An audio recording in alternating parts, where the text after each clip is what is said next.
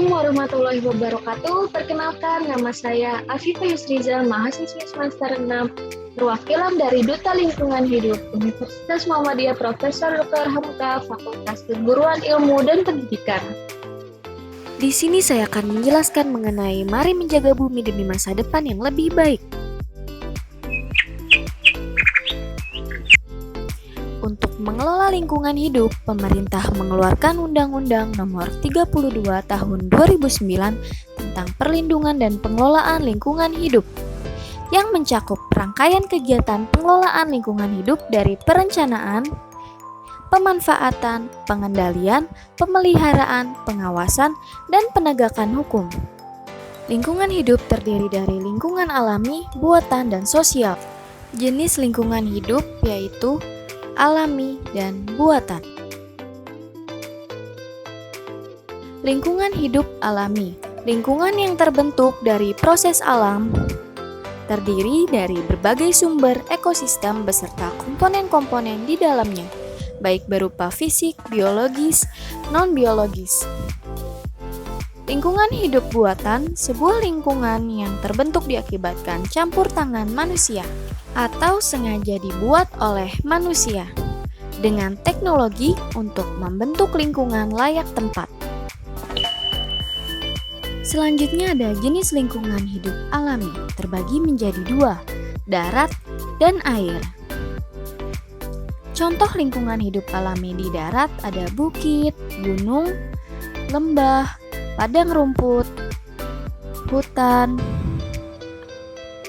Contoh lingkungan hidup alami di air ada laut, sungai,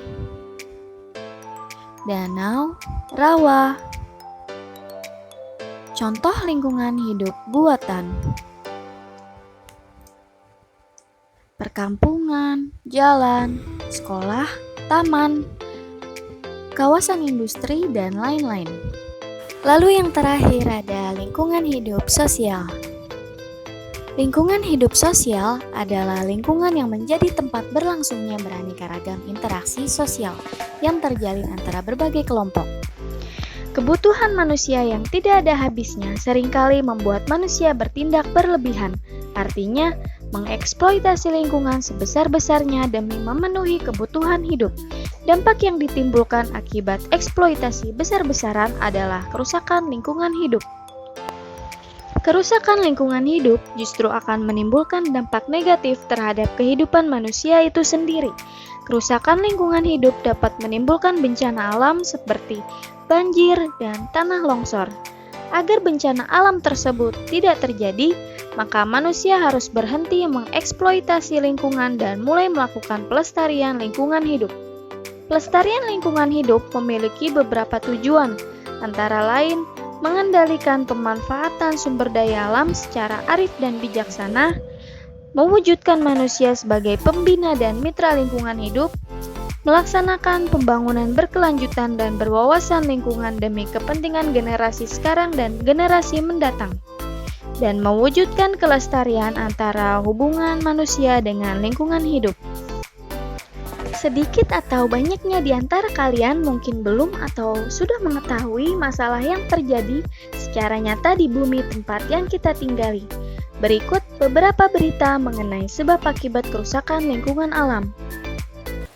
Dilansir dari Berita Liputan 6, Badan Nasional Penanggulangan Bencana atau BNP mencatat sudah ada 185 bencana di awal 2021. Paling banyak yang terjadi adalah banjir dengan total 127 kejadian. Aida mengatakan, salah satu yang meningkatkan resiko banjir adalah konversi lahan gambut menjadi lahan pertambangan dan ladang minyak sawit.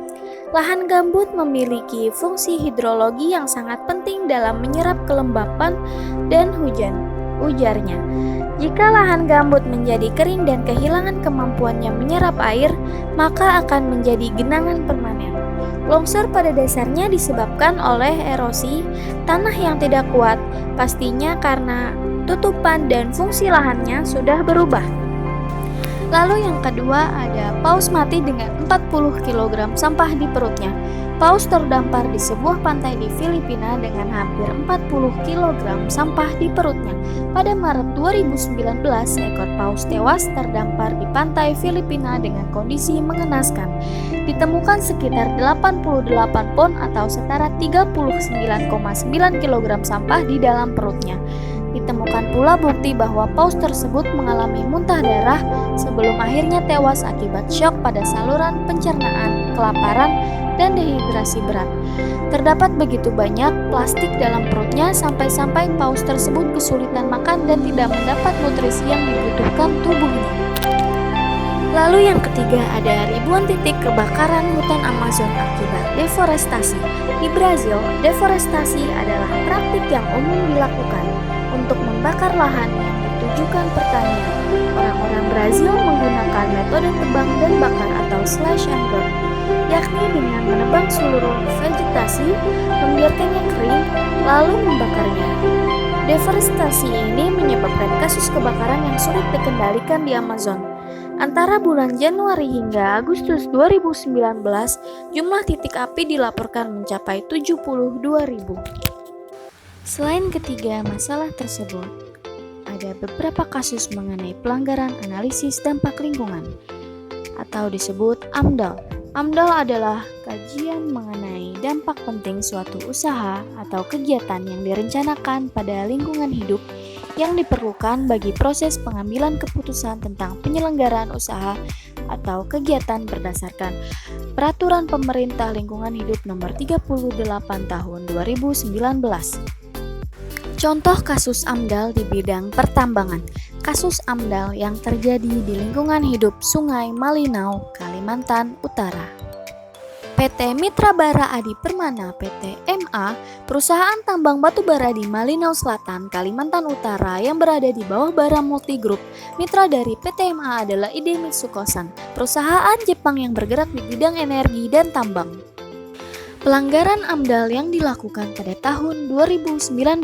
Yang pertama, perusahaan ini melakukan peningkatan produksi dari 500.000 ton per tahun menjadi 4 juta ton per tahun di area seluas 1.930 hektar.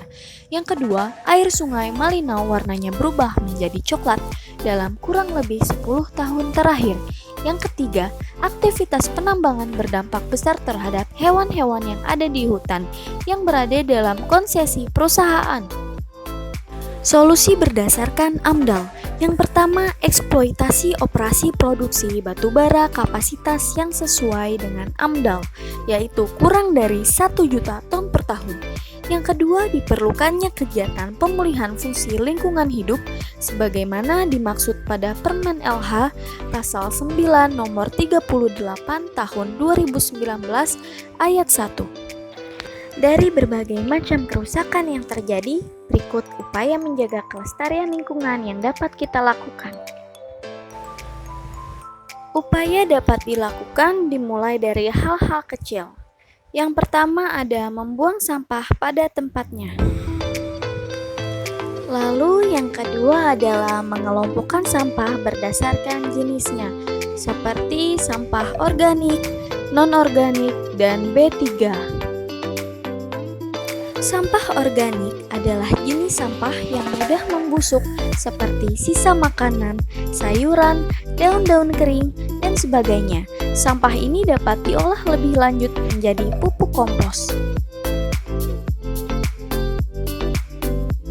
Sampah non-organik adalah sampah yang tidak mudah membusuk seperti kantung plastik, botol minuman, kaleng, dan sebagainya.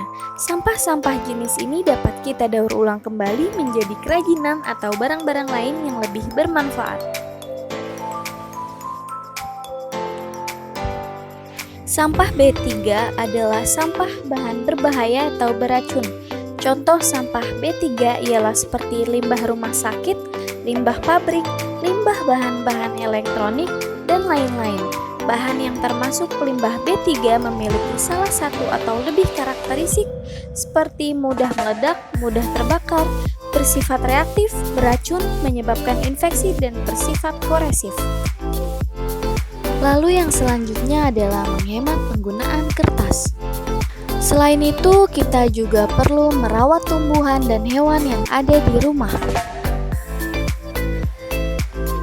Tidak melakukan penebangan hutan secara liar. Illegal logging atau pembalakan liar di hutan selain dapat mengakibatkan hewan-hewan kehilangan tempat tinggalnya, juga dapat mengakibatkan bencana alam seperti banjir dan tanah longsor. Masih banyak lagi cara-cara yang dapat kita lakukan untuk menjaga kelestarian lingkungan kita. Dengan melakukan kebiasaan-kebiasaan tersebut dalam keseharian, tentunya lingkungan akan terawat dan terjaga kelestariannya.